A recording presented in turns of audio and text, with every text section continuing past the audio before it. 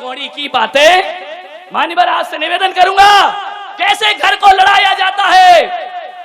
एक बहू है, अपने घर में बैठी है, पड़ोसी आ गई आग लगाने।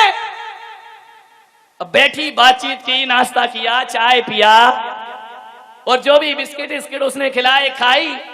अब मालूम है कैसी आग लगाई उसने, घर में कैसे फूंका जाता है। कुछ लोग ऐसे ही होते हैं जिनका काम आग लगाना हुआ करता है। कुछ लोग ऐसे होते हैं जो पेट्रोल लिए बैठे रहते हैं कि कब जिनकारी भड़के और पेट्रोल डाल दिया जाना चाहिए। कुछ लोग ऐसे होते हैं समाज में।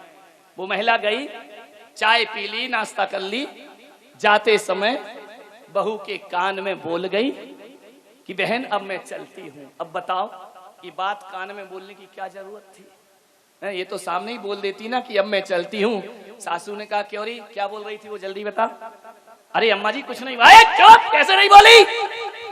अरे अम्मा जी यही बोल कर गई है वो कि मैं चलती हूँ। चुप, ये बात कोई कान में बोली जाती है?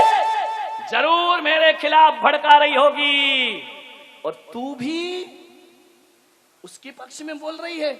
सही बता, अब बेचारी सही क्या बताए, बात तो यही है। लेकिन सासू की दिमाग में कीड़ा डाल करके चली गई, घर को आग लगा करके चली गई, घर को बर्बाद करके चली गई। सासू ने कहा मैं देख लूंगी तुझे।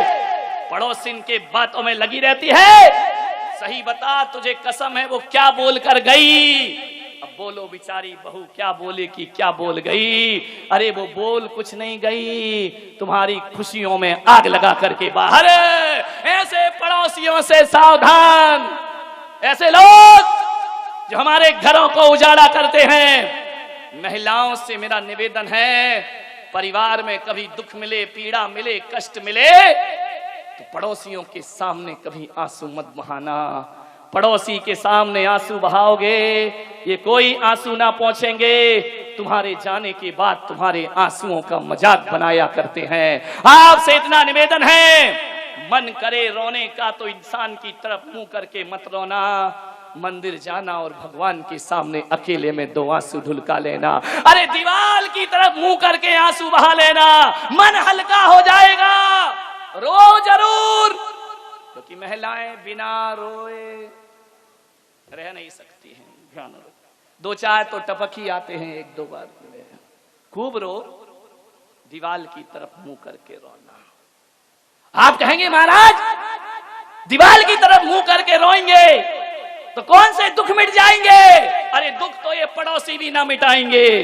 एक बात याद रखना, दीवार की तरफ आंसू बहाओगे ना तो दीवार भले तुम्हारी सहायता ना करे, लेकिन एक विश्वास दिलाता हूं, दीवार तुम्हारी मजाक भी नहीं बनाएगी, तुम्हारे आंसुओं की हंसी भी नहीं बनाएगी। ध्यान में, अकेले में रो लीजिए, बहा लो आंसू, कुछ नहीं होता है। मान घरों को मत उजाड़िए। क्या हो जाता है तुम्हें? शादी होती है, भाई भाई के व्यवहार में फर्क पड़ जाता है, लेकिन कुछ आदर्श परिवार आज भी हैं इस दुनिया में जिन्हें हम अपना उदाहरण बना करके प्रस्तुत कर सकते हैं। विचार करिए, आप सोचिए, ऐसे आदर्श परिवार भी दुनिया में होते हैं जो भाई के लिए दूसरा भाई जान देने को तैयार हो जाए। मैं एक शहर में गया और जैसे ही मैं गया उसके घर में गया, उसने पूरे घर में चरण पड़वाए। मैंने कहा तू मुझे मकान दिखा रहा है? बोले महाराज मकान नहीं दिखा रहा हूं, आपके चरण हर कमरे में पड़ना चाहिए। मैंने जब उसका मकान देखा, बड़ा आलीशान मकान, मैंने कहा इतना आलीशान मकान, इतना सुंदर मकान तुम्हारा? मालूम है उस भाई के आंखों में आंसू आ गए। उसने कहा महाराज ये मकान मेरा नहीं है। तो फिर किसका है? ये मेरे बड़े भाई का है। बड़े भाई का? बोले हाँ। जब मेरे बड़े भाई ने ये मकान बनाया और मुझे बुलाया कि भाई आओ, पहला निमंत्रण मैं तुम्हें देता हूं, उसके बाद मैं समाज को दूंगा। और जैसे ही मैं आया और मेरे मुंह से इतना निकल गया कि भैया ये मकान बनाया है या स्वर्ग बनाया है, इतनी खूबसूरत कोठी तुम्हारी। मेरे भाई ने मेरी तरफ देखा और कहा कि तुझे इतना पसंद आ रहा है? बोले हाँ। उसी समय मेरे भाई ने चाबी मेरे हाथ में रख दी कि आज से मकान में तेरे नाम करता हूं। ध्यान मान्यवर, इतनी बड़ी दौलत है किसी के पास, इतना बड़ा दिल, एक एक इंच जमीन के लिए अदालत में खड़े हो जाते हो। ये कैसी मानवीयता है तुम्हारी? विचार, मकान दे दिया उसने। विचार करिए आप, एक शब्द निकला कि मकान सुंदर है। भाई ने कहा आज से इस पर तेरा अधिकार। मुझे एक घटना याद आती है। मैं बचपन में था, मेरा एक अमीर दोस्त था, उसका जन्मदिन आया। उसके भाई ने उसे एक चमचमाती कार इनाम में दी। उसने मुझे बुलाया कि बोले यार मेरे भाई ने मुझे कार दी है, चलो आज अपन घूम के आते हैं। उस दिन बड़ी खुशी हुई। मैं कोई बहुत बड़े शहर का रहने वाला तो था नहीं, पहली बार पूरे गांव में कार आई थी। उसने बिठा करके मुझे घुमाया, ऐसा लगा कि अपन ही नरेंद्र मोदी हैं, बाकी तो सब कीड़े मकोड़े हैं। ध्यान रखिए। बैठ करके कार में जब उसने मुझे चक्कर लगाए, एक गांव से चल करके वह शहर आया। मेरे गांव के पास जबलपुर एक शहर है। एक रेस्टोरेंट में उसने कहा कि चलो कुछ खाते हैं। घबराना मत, मैं उस समय महाराज नहीं था, उस समय तो सब खाता पीता था। ध्यान रखिए। चलो कुछ खाते हैं। एक रेस्टोरेंट के सामने उसने गाड़ी खड़ी की। एक बच्चा गरीब, मैं देख रहा हूं कि वह आता है, जैसे बच्चों की आदत होती है, कार में धूल जम जाती है ना, तो उस पे अपना नाम लिख देते हैं उंगली से। उस बच्चे ने अपना नाम लिखा और जैसे ही हम दोनों उस कार के पास गए, बच्चा घबरा गया। मैंने कहा भाग मत, ये बता तूने इस पे नाम लिखा? बड़ी हसरत से देखा उसने उस कार को। मैंने कहा कार तुझे बड़ी पसंद आ रही है? बड़ी बहुत सुंदर कार है। किसने दी? मेरे दोस्त ने कहा कि मेरा जन्मदिन है, मेरे बड़े भाई ने मुझे ये कार दी है। तो जानते हो, उस बच्चे के मुंह से निकला कि काश, इतना कहा और रुक गया। मैं समझा कि शायद बच्चा कह रहा है कि काश मेरा भी कोई ऐसा भाई होता जो मुझे कार प्रदान करता। मैंने उस बच्चे से कहा घूमोगे इस कार में बैठकर? बोले आप घुमाएंगे? मैंने कहा बिल्कुल। पूरे शहर का एक चक्कर लगाया। लगाने के बाद बच्चा इतना खुश, इतना खुश। मैंने कहा अब उतर जाओ। मालूम उस बच्चे ने कहा कि मेरे घर तक छोड़ दोगे? अरे मुझे लगा ये बच्चा बड़ा गड़बड़ है, घर तक छोड़ दोगे, घर जाएगा, अपने मोहल्ले में बड़ी सेकी बघारेगा, कालर ऊंची करेगा, हम इतनी बड़ी कार में बैठ करके आए हैं। मैंने दोस्त की तरफ देखा, दोस्त ने कहा चलो छोड़ दो, घर क्या बिगड़ता है, आज ही तो कार खरीदी है। जैसे ही घर पर गए, उसने कहा एक झोपड़ी में रहता था। उसने कहा यहाँ कार रोक दो। उसने कहा भाई साहब 2 मिनट इंतजार कर लो, मैं अपने भाई को लाना चाहता हूं। मैंने कहा हाँ बेटा, जा भाई को शान दिखा दे कि मेरी बड़े बड़े लोगों से दोस्ती हो गई है। बोले 2 मिनट रुकिए प्लीज। 2 मिनट रुके। ऐसी घटना घटी कि वह जैसे ही भीतर गया और अपने छोटे भाई को, जिसके दोनों पैर नहीं थे, गोद में उठा करके लाया। और गोद में उठाकर जैसे ही लाया, छोटे भाई ने देखा कि भैया तुम इस कार में बैठकर आए हो, ये किसकी कार है? बोले देख वो जो सामने 2 खड़े हुए हैं, एक के भाई ने कार दी है। मैं सुन रहा था कि ये क्या कह रहा है। मालूम है उस भाई ने अपने अपाहिज भाई से क्या कहा कि भैया देख, एक दिन मैं भी पैसा कमाऊंगा और तेरे लिए ऐसी कार ला करके तुझे प्रदान करूंगा। फिर अपन दोनों बड़े मजे से एक खूबसूरत दुनिया देखेंगे, अपन दोनों घूमेंगे इस शहर में। तू चिंता मत कर भाई, मैं कमाई करूंगा, जैसे भी होगा। हे भगवान, इतना सामर्थ्य प्रदान कर कि इसके भाई की तरह मैं भी अपने छोटे भाई को एक कार प्रदान कर। विचार करिए आप। उसने ये नहीं कहा कि मुझे ऐसी कार मिल जाए, उसने तो ये कहा कि ऐसी कार मिल जाए तो मैं भी अपने भाई को अपने हाथों से गिफ्ट कर सकूं। सोचिए। और आज आपका जीवन क्या है? आपके पास स्कूटर है, यदि बड़ा भाई कार ले आता है तो इंजन उतना नहीं जलता जितनी तुम्हारी छाती जला करती है। ले आया कार, बेईमानी की कमाई है, नंबर 2 की कमाई है। ये सारी गालियां तब निकलती हैं जब आदमी अपने आप से और किस्मत से हारा हुआ होता है। ध्यान रखिए। आपके पास यदि सामर्थ्य ना हो तो गाली निकलेंगी। ध्यान रखिए।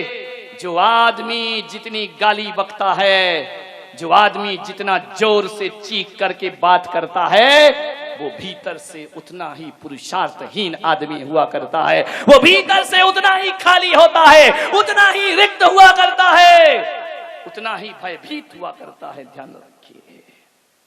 कहा क्यों गालियां दी एक भाई को? तुम कार नहीं ला पा रहे हो तो भाई की कार बेईमानी की हो गई, और तुम ले आते तो ईमानदारी की हो जाती। ये भाई के फर्ज नहीं होते हैं। भाई का फर्ज याद दिला रहा हूं कि आपको तो ये सोचना चाहिए, अरे खुश होकर के जाके भाई के पैर छूना चाहिए कि वाह रे भाई, तू कार लेकर के आया, कम से कम इस मोहल्ले में एक कार तो आई। यदि प्रेम के व्यवहार रखोगे तो कभी बीमार पड़ोगे तो ये सोच लेना कि इतना तो मेरा भाई है कि बीमार पड़ूंगा तो एक कार में मुझे अस्पताल तक तो जरूर छोड़ेगा। ये खुशी नहीं मनाते हो, तुम अपने भीतर जलन पैदा करते हो, ईर्ष्या पैदा कर। अरे खुश होना चाहिए। अरे भाई के घर कार आई तो लगना चाहिए अपने ही घर में कार आ गई। इतना अपनापन अपने भीतर पैदा करो। हम तो उस देश के लोग हैं कि पड़ोस में अभी सहनाई बजती है किसी बेटी की शादी की तो हमारे दिल झंकृत हो जाया करते हैं। पड़ोस में यदि खुशियां मनाई जाती है तो हम भी उनकी खुशियों में शामिल। फिर क्या बात है कि भाई की खुशी बर्दाश्त नहीं होती है, पड़ोसियों की खुशियां बर्दाश्त हो जाया करती हैं। अरे खुश होना चाहिए। एक भाई तरक्की कर रहा है, अपनी छाती गर्व से चौड़ी हो जाना चाहिए।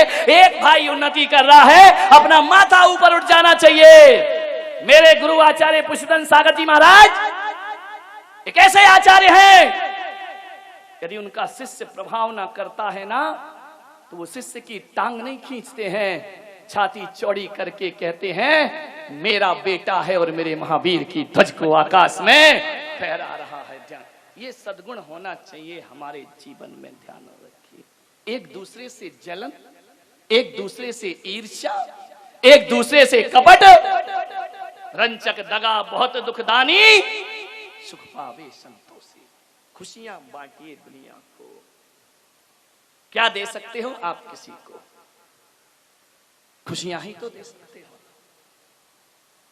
खुशियों के 2 फूल तुम्हारे मुख से नहीं झड़ते हैं। हर वाणी में बारूद भरा हुआ है, हर वाणी में कांटे चुभा करते हैं। ध्यान रखिए। अरे 2 शब्द अच्छे बोल दोगे तो क्या बिगड़ जाएगा तुम्हारी खानदान का? 2 शब्द अच्छे बोलोगे तो पुरखों का मान बढ़ जाएगा। ध्यान रखिए। प्रेम के शब्द चाहिए। दौलत ना हो तो भी चल जाता है।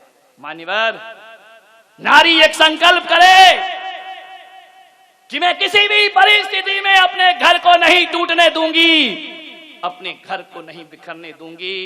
लड़ते तो भाई भाई हैं।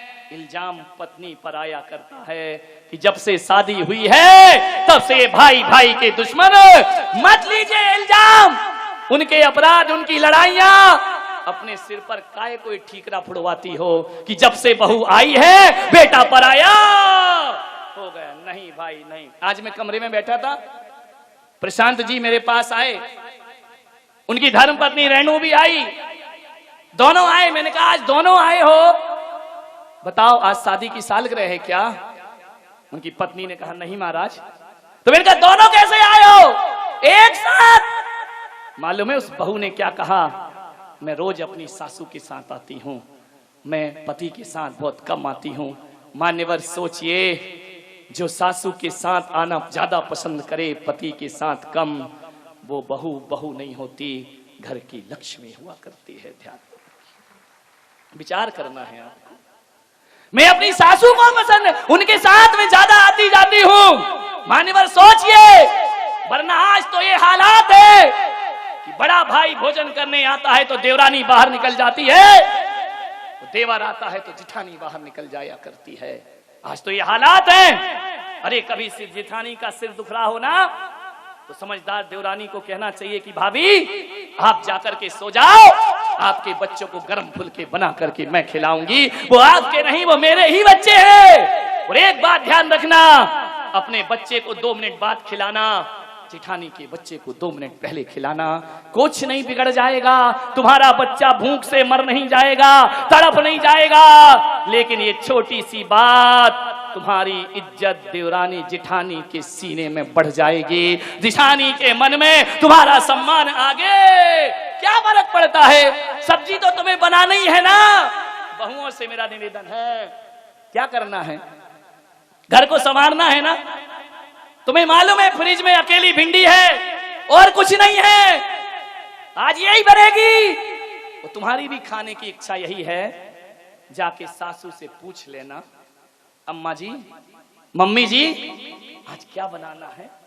माँ क्या कहेगी, देख ले, जो पड़ा हो वो बना ले। ध्यान रखिए, बिना पूछे भी आप भिंडी बनाती, और पूछ कर भी भिंडी बना रही हैं, पूछ कर बना रही हैं, तो मिर्च मसाले नहीं, भीतर का प्रेम डाला जा रहा है। ध्यान रखिए, इतना सा सब क्या बिगड़ जाएगा अपना। बड़ों से पूछ करके काम कर लीजिए, थोड़ी सी मिठास आ जाएगी। मिर्च मसाले तो उतने ही होंगे, लेकिन पूछने से स्वाद में जायका पैदा हो जाया करता है, स्वाद में ऐसा प्रेम प्रभाव। क्या बिगड़ता है अपना। आज चतुर्मास कमेटी के लोग हैं, काम वही करते हैं, मुझे नहीं करना है, लेकिन जो पूछ कर और आज्ञा में करते हैं वो संत के हृदय में जगह बनाते हैं, और जो उदंडता करते हैं वो संत की नजरों से गिर जाया करते हैं। ध्यान रखिए, पूछना ही बस तो है हमें, और क्या करना। अपने बाप का जा क्या रहा है, सोचिए, विचार करिए, किस बात की मालिकियत, किस बात की हुकूमत। समाज की चीज समाज में जाएगी। ध्यान रखिए, थोड़ा सा व्यवहार बदलने का प्रयास करिए अपने जीवन। मान्यवर,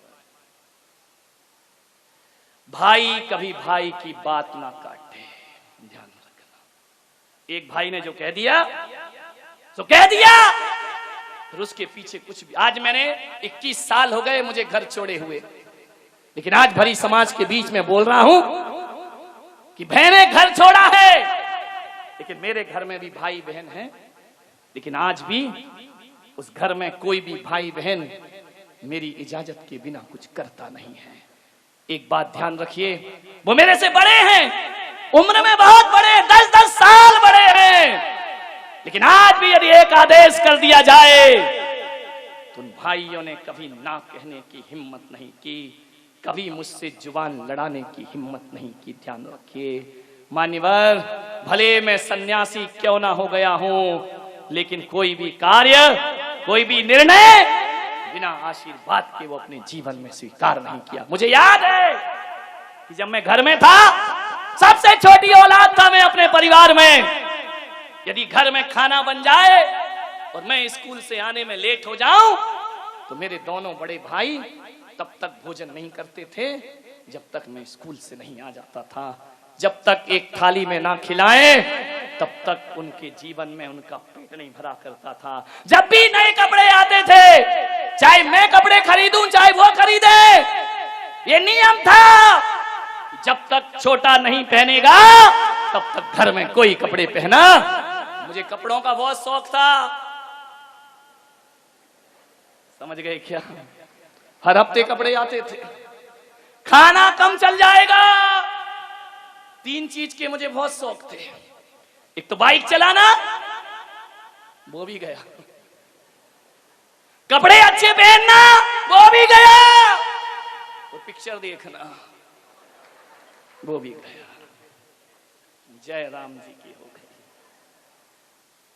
एक आदमी ने पूछा, पत्रकार ने, कि आपको अच्छे कपड़ों का शौक था और आज बिना कपड़े के घूम रहे हो।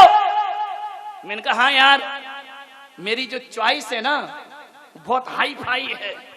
बोले क्या मतलब? मैंने कहा मैं हल्का नहीं पसंद नहीं करता हूं, बहुत हाई फाई सोचता हूं। मैंने सारे कपड़े पहन के देख लिए, फिर मैंने कहा मैं ऐसे कपड़े पहनूंगा, ऐसे कपड़े पहनूंगा जो दुनिया के किसी भी मील में नहीं बनते हो। ध्यान रखिए, जो कभी आउट ऑफ डेट नहीं होते हो।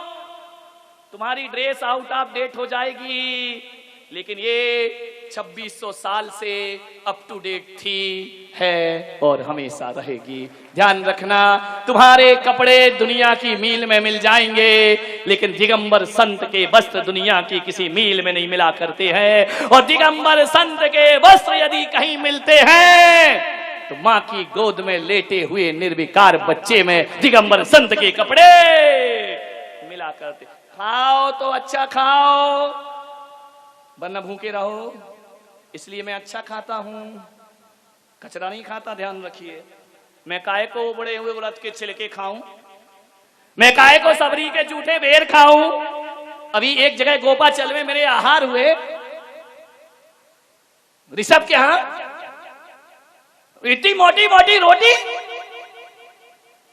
टीकड़े बना के ले आई। बोले महाराज खाओ। मैंने कहा नहीं। बोली महाराज ये सबरी के बेर है। मैंने कहा राम को खिलाना। सबरी के बेर। मैंने कहा मैं तेरी मोटी रोटी खा जाऊंगा, मुझे कोई दिक्कत नहीं है। अब राम ने जूठे बेर खाए थे कि नहीं, उसने मुझे समझाया। मैंने कहा खाए थे। बोले तुम भी खा लो। मैंने कहा राम के पास दूसरा ऑप्शन नहीं था। था क्या? मेरे पास 12 कटोरी है, और यदि राम के पास दूसरा ऑप्शन होता तो कहते सबरी बेर तो तू खा लेना, आज मेरे हरि का त्याग है। लिया माल मलीदा। यहां ध्यान रखिए, महावीर ने उबले हुए उड़द खाए। दूसरा ऑप्शन था क्या? खीर होती तो क्या चंदना उड़द खिलाती, छिलके खिलाती, और होते छिलके और खीर दोनों होते तो मेरा पूरा विश्वास है महावीर छिलके अवॉइड करते और खीर लेकर के आहार। राजाओं के घर में खीर का आहार हुआ, ऑप्शन ही नहीं था दूसरा। मैंने कहा तेरे पास यदि अकेले टिक्कड़ हो तो ला मैं सबरी के बेर खा लेता हूं, तू खाए माल मलीदा, मुझे खिलाए टिक्कड़। मैं तो नहीं खा सकता भाई। ध्यान रखिए, अच्छा खाना, अच्छा पहनना और अच्छी गाड़ी में घूमना, ये बात अलग है कि मेरी गाड़ी हाथों से नहीं चलती, मेरी गाड़ी पांवों से चलती है। ये 11 नंबर की गाड़ी ना पंचर होती है, ना ट्यूब टायर बस्ट होता है, ना इसमें हमें परमिट बनवाना पड़ता है, ना लाइसेंस लेना पड़ता है। और ट्रैफिक की चिंता हम नहीं करते, ट्रैफिक हमारी चिंता किया करता है। मान सोच, प्रेम रखिए जीवन में, दीपक 12 प्रेम का, प्रेम का दिया जलाओ। और प्रेम के दिए में मीठी वाणी का तेल होना चाहिए। ध्यान रखिए, कितना भी प्रेम हो, वाणी में जहर घुला है तो प्रेम की हत्या हो जाया करती है। ध्यान, भाई कभी भाई की बात ना काटे। जब जब भाई भाई लड़े हैं, क्या हश्र हुआ है तुम्हें मालूम है? इतिहास उठाकर देखो, कौरव पांडव लड़े, क्या हुआ उनका हश्र मालूम है आपको? बर्बाद हो गया हस्तिनापुर। ध्यान रखिए, मान्यवर, रावण और विभीषण में नाराजगी हुई, क्या हश्र हुआ उनका? ध्यान रखिए, ये दोनों सगे भाई थे, रावण और विभीषण सगे भाई थे। दोनों भाई में अनबन होती है, लंका बर्बाद हो जाया करती है। कौरव और पांडव लड़े तो हस्तिनापुर की तबाही हो गई। एक बात ध्यान रखना, जब इस दुनिया में, ये तो हो गए पुराने लोग, भरत बाहुबली लड़े, क्या अंजाम हुआ दोनों का? दोनों के हाथ में 6 खंड छूट जाया करते हैं, दोनों सन्यास की धारा में बह जा। भरत बाहुबली का युद्ध आपने देखा है, कौरव पांडव का युद्ध आपने देखा है, रावण और विभीषण के बारे में भी देखा है। और एक बात और याद रखना, ये तो पुराने इतिहास हो गए, लेकिन जब कोई आज के युग में प्रमोद महाजन और प्रवीण महाजन लड़ते हैं तो हस्र क्या होता है वो आप देखा करते हैं। आपके सामने उनका हस्र हुआ है जब कोई मुकेश अंबानी, अनिल अंबानी आपस में झगड़ा करते हैं तो मीडिया के फ्रंट पेज की कवर बन जाया करते हैं। मेरे भाई विचार करिए, ये सगे भाई हैं, विचार करना, फिर इतिहास से देकर वर्तमान तक। अरे तुम सगे भाइयों से अच्छे तो वो सौतेले भाई होते हैं जो राम लक्ष्मण और भरत शत्रुघ्न जैसे आपस में जिया करते हैं। राम लक्ष्मण सगे भाई नहीं थे, सौतेली माँ के पुत्र थे। भरत शत्रुघ्न सौतेली माँ के पुत्र थे।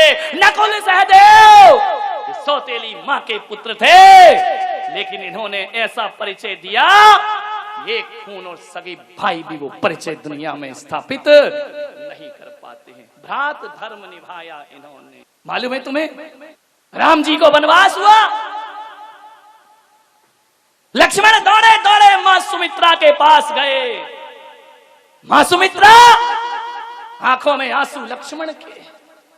मां सुमित्रा कहती है कि भाई बेटा लक्ष्मण, ये बड़ा अनर्थ हो रहा है इस अयोध्या में।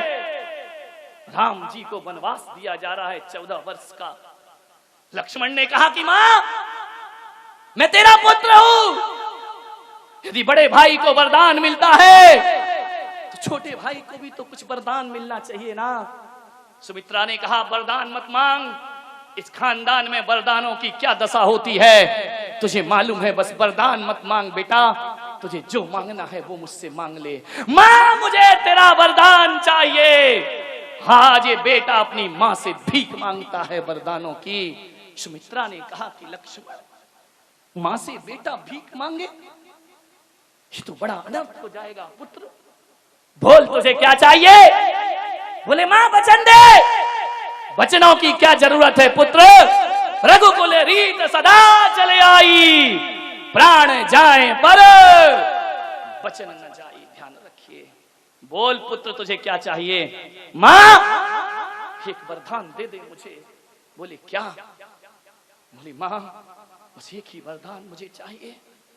वो वरदान इतना कि मेरे भैया के साथ मुझे भी 14 वर्ष के लिए वनवास में विदा कर दे, अपना हाथ मेरे सिर पर रख दे और मुझे आज्ञा दे कि जाओ लक्ष्मण, बड़े भाई को पिता ने वनवास दिया है, छोटे भाई को माता वनवास दिया करती है। जाओ लक्ष्मण जाओ, बस इतना आदेश कर दे मुझे मां, मैं राम के साथ 14 वर्ष वनवास जाना चाहता हूं। सुमित्रा की आंखें भर आई, छलछला गई सुमित्रा, छाती फटी जा रही है। एक तरफ राम का वियोग, इधर लक्ष्मण वरदान मांगता है। सुमित्रा ने लक्ष्मण के शीश पे हाथ रखा और कहा कि लक्ष्मण, आज तूने मेरे दूध की लाज बचा ली है, जा मैं तुझे आदेश देती हूं। आज तूने मेरा गौरव बढ़ा दिया, फिर मैं कह सकती हूं कि मेरी जैसी मां तो हर किसी को मिल जाएगी, लेकिन तेरे जैसा बेटा हर किसी को प्राप्त नहीं हुआ। कभी ऐसा समर्पण किया तुमने कि तुम्हारे माँ बाप ये भगवान से कहे कि इसके जैसा बेटा मुझे हर जन्म में मिलना चाहिए? कभी ऐसा समर्पण दिखाया जीवन में कि मैं पुलक सागर जब यहां से बिहार करके जाऊं तो 4 लोगों के बीच कह सकूं कि मेरे चतुर्मास को सफल बनाने में इन लोगों के हाथ रहे? ध्यान रखिए, इतना, यही तुम्हारा सबसे बड़ा सम्मान है। ये मालाएं सम्मान नहीं हुआ करती हैं, ये मोमेंटो सम्मान नहीं, ये तो गले की फांसी हुआ करते हैं। ध्यान रखिए, आपसे निवेदन है कुछ ऐसा काम करो कि जाने के बाद मैं तुम्हें याद कर सकूं। जब जब तुम्हारी याद आए ना, मेरा दिल खुशी से बाग बाग हो जाना चाहिए। ऐसे व्यवहार मत करो कि जब जब याद आए तो मैं कहूंगा कहां का घटिया आदमी था, किसका नाम अपनी जुबान पर ले। व्यवहार अच्छे रखिए।